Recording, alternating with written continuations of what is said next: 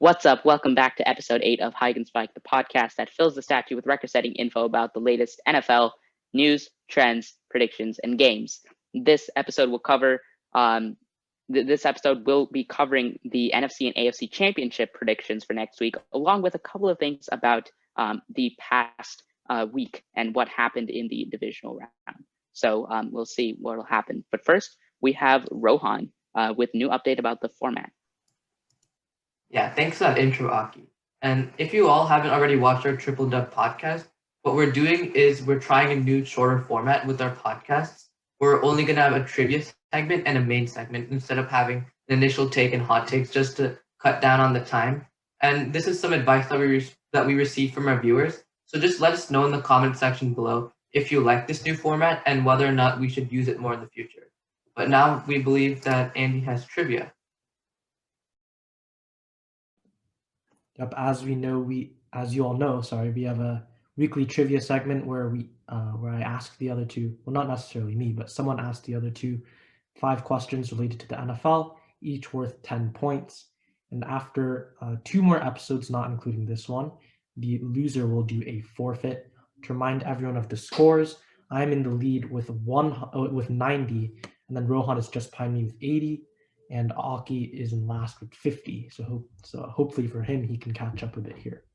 So the first question is, which rookie had the most rushing yards this season?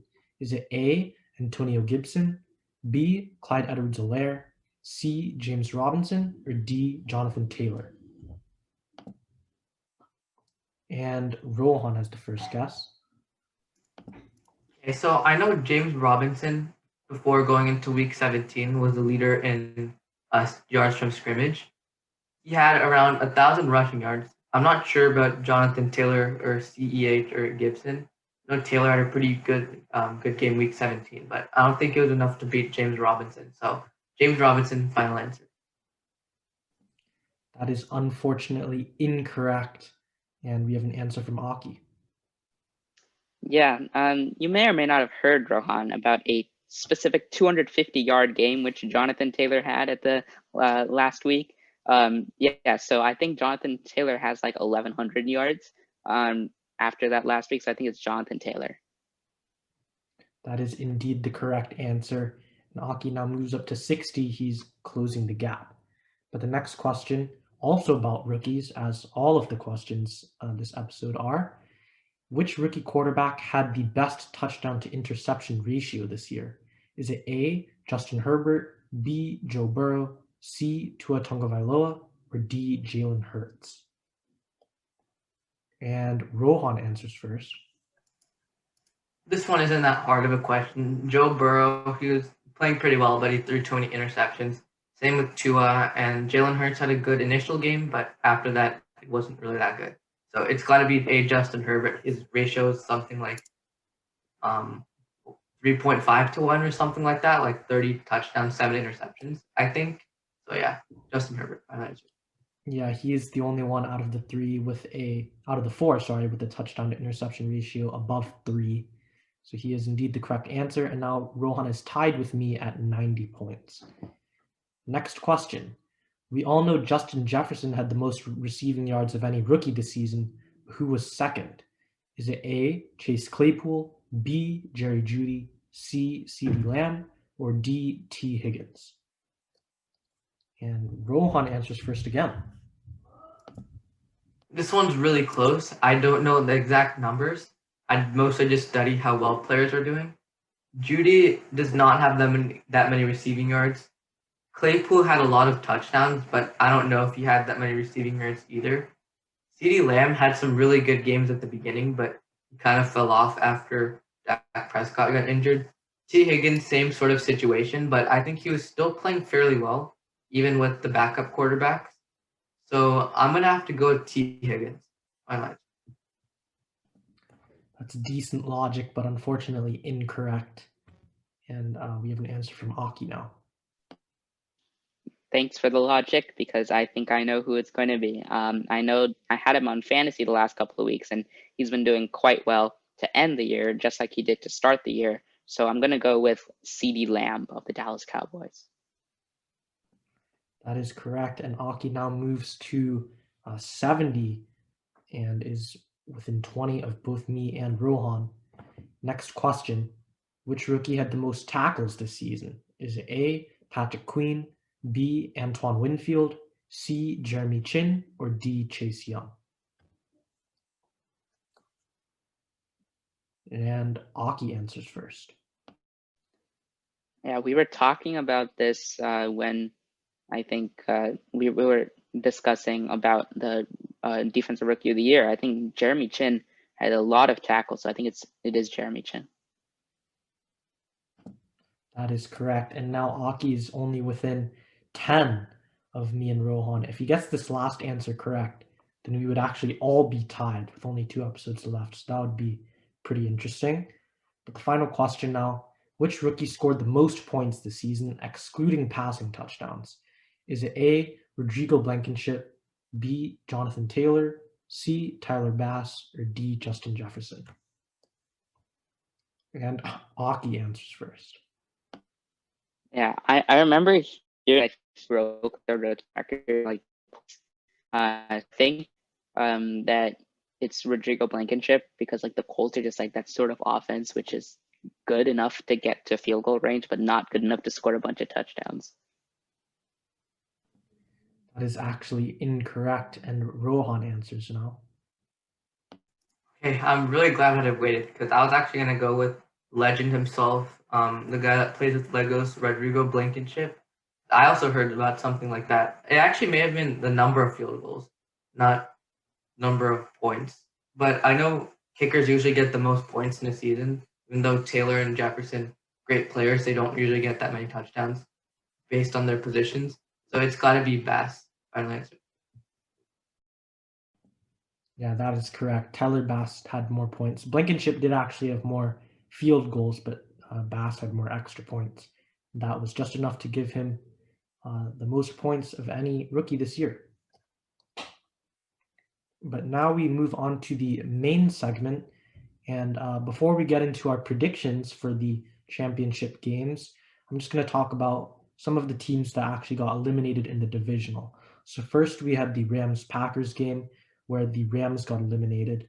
Now in that game, the Packers offense was incredible, got like 485 yards, but I don't think that the Rams defense is actually really the problem. It's just the Packers are incredible, but the whole year defense has been great. The big question mark for the Rams right now, in my opinion, is Jared Goff. When a reporter asked Sean McVay about like, do you think Jared Goff is going to be the guy going forward? Sean McVay just said he can't answer that question, which is a very suspicious answer. I think it definitely suggests that a change might come there because Jared Goff has been not very good, and we've seen what Sean McVay can do in the past on the offensive side of the ball, and it just really hasn't clicked this year. So they may want to move on to a new quarterback.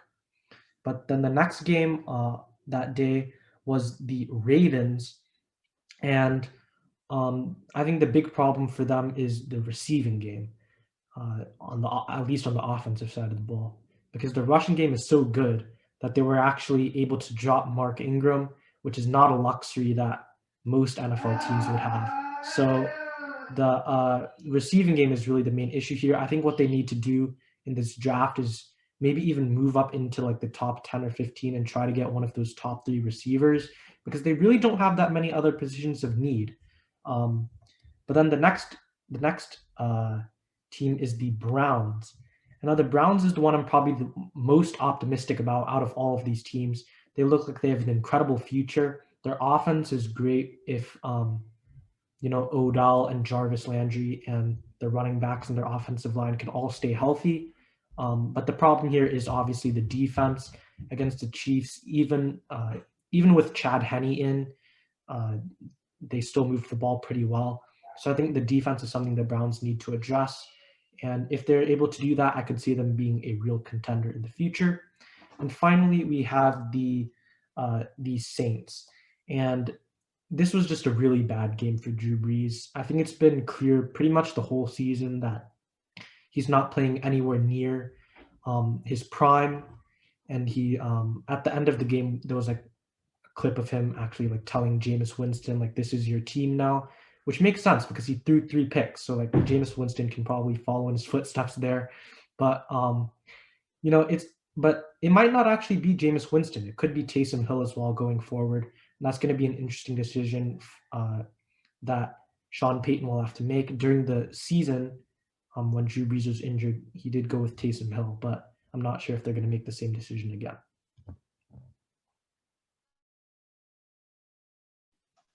Yeah, it's very interesting to see how these teams will go in the future. I personally have a little bit more faith in the Ravens because I think they know what they need and they need a wide receiver. And I think that that the wide receiver classes over the years are just getting better and better. So I think that within the next couple of drafts, they will get like one or two more good wide receivers, um they will be set because I think Lamar Jackson and the rush attack along with the defense, which has been pretty solid. It held the Buffalo Bills offense at 3 points in the first half, and realistically held it at 10 points because they got a touchdown off of a crazy 101-yard pick six. But I think the Ravens have the best future. So Hollywood Brown actually expressed some of his frustrations in a post game press conference where he said that he was upset about the Ravens being a little bit too unbalanced as a team, focusing too much on the run and not really giving the receivers the love and the attention that most teams usually give to the receivers. Yeah, it's definitely gonna be really interesting to see the future of these teams. I think the Saints will definitely take a step back. But we move on to this upcoming week, actually, where we're going to have our NFC and AFC championship games. I'm going to be talking about the AFC championship between the number 1 seed Chiefs, who will be hosting the number 2 seed Buffalo Bills. So, as a recap, on their way, the Buffalo Bills defeated the 7 seed Colts, and then they just recently defeated the number 5 seed Ravens, and then the Chiefs had a bye week, and then they just defeated the Browns, who were the 6th seed. So this week it's a very interesting game. The Chiefs open up as 3-point home favorites, but there's one super interesting thing which is going on. Patrick Mahomes suffered a slight concussion last week, and it's questionable to play, but currently slightly doubtful because most concussion protocols take around 10 days to 2 weeks, and the game is 7 days after he played. So that's going to be very interesting to follow this timeline. Will the Chiefs rush him back? And if so, will he be 100%? So most likely, we're going under the assumption that Chad Henne is the starting quarterback. And if Chad Henne is the starting quarterback, that puts the Chiefs at a bit of a disadvantage, especially even though that they are at home. And even though Chad Henne did okay, he didn't put up any points. He wasn't too good. He wasn't obviously Patrick Mahomes because not many people are Patrick Mahomes. But it's going to be very weird to see Chad Henne starting in an AFC Championship game. Even though he is sort of a vet, it's going to be very interesting to see, especially considering the plethora of weapons which he has, including Tyreek Hill, Travis Kelce, Sammy Watkins. Will he be back? Clyde Edwards-Helaire, will he be back?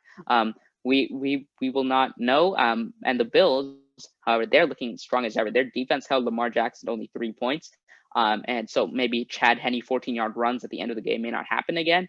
But I think that even though the Chiefs won 26-17 with Mahomes, it's going to be really tough for them to win without Mahomes. And if I were choosing a more dominant Bills offense versus and a solid defense versus Chad Henne and a Chiefs defense, which hasn't been looking too amazing, I'd go with the Bills. I'd take the Bills to win straight up, and I'd easily take the Bills as at least if they losing by 3 or less. Yeah, it's pretty much, I think, going to come down to Mahomes, whether he's healthy or not. Something interesting that maybe is good for the Chiefs is that, like, after the game, Mahomes was like posting memes about Chad Henne being a god on Twitter or something. You know, like that doesn't necessarily equate to the ability to play football at a high level, but like, you know, if you're really concerned about your concussion, you probably wouldn't be spending time on Twitter posting memes. So that maybe makes it seem that like his injury is not too serious, and they can that he can maybe play next week. So hopefully he's able to. You know, you hate to see players get injured like that, but I think if the Chiefs do manage to get Mahomes back, they'll manage to win because the Bills. I mean, they're kind of inconsistent both offensively and defensively. Obviously, in their first game against the Colts, they were really, really good offensively, and that led them to the win. But on defense, they were pretty bad. But then when you look at the most recent game against the Ravens, it was the opposite. You had the offense was pretty bad while the defense was really good. And I'm just worried that uh, maybe both of them will play bad against the Chiefs or something like that, uh, which would definitely mean they would lose. I agree with you guys. This game really comes down to whether or not Chad Henne can perform against a really talented Bills defense. He's had some good time to practice with the Chiefs. He's been the quarterback in Week 17, and even in last week too, he was the quarterback for a good part of the game as well. So it looks like he's getting a little bit more acquainted with the team and more involved. So as I said, it really comes down to whether or not he can keep the turnovers low and you can make those really good plays when it's like when the play doesn't really seem that good. Like how Patrick Mahomes, like he throws the ball sideways sometimes, even though like there's not that much space for him to throw. Like if it really comes down to whether or not he can create plays and minimize turnovers for me. But anyways, the next game that we're going to talk about and the final game is between the Bucks and the Packers. And some important things to note is that are that first of all, in the last matchup, the Bucks absolutely destroyed the Packers, but keep in mind this was around 10 weeks ago. Second of all, the field is at Lambeau, and Lambeau is known to be very cold and not a very welcoming environment for players that haven't played in snow and cold temperatures. But Tom Brady is from New England, or that's where he was playing for most of his career. He's actually from California. But Tom Brady is probably used to this kind of environment, but not a lot of the other players on the Bucks. Another thing to note is that AB is probably out in terms of for the Bucks, so that's another really big receiving threat, especially for shorter routes that's gone away.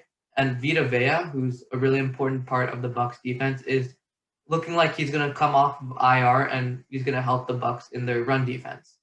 So just to analyze the parts of the game, like facets, like kind of like running and passing, the Packers have a really good run game, as they showed last week. They had a kind of like a 3-player running attack with Jamal Williams. I forget the name of the other running back, and Aaron Jones. So they absolutely destroyed the Rams with that. But the Bucks have a really good run defense. So we don't know what LaFleur is going to call in terms of plays, but it's looking like it's going to be a little bit more passing oriented this time. And as for the Bucks, they have a really good passing offense, but terrible running offense. But the Packers are known for having a really good passing defense. So I think the Bucks are going to try to utilize Ronald Jones and Leonard Fournette in some more creative ways. But personally, I still have the Packers winning, even though the Bucks did absolutely destroy them last time. I have the Packers winning 31-24. Yeah, that makes sense. I think the main issue with me is even though Tom Brady has played in the cold, I don't think the rest of the team has. And I think that the Packers will be a lot more confident in the cold weather. Also, I'm not amazingly, even though the Bucks corners have been performing surprisingly well, I still don't have 100% faith in them. I have a lot more faith in their linebacking and front view and their D line. I think that the corners and versus Devontae Adams, it might not be the best for the corners, especially with Devontae Adams running routes in the snow.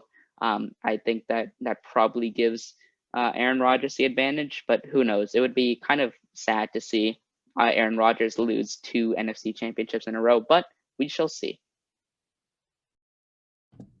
I definitely agree. Like you saw what the Packers did to the Rams last week, who had arguably the best defense in the league and a great corner in Jalen Ramsey, but even they weren't able to stop the Packers from having like 485 yards in total, I believe, which is like unbelievable. So obviously, I don't think the Bucks are going to be able to stop the Packers offense much, and it'll really come down to whether Tom Brady can play at his his former MVP level and lead his offense to match Aaron Rodgers.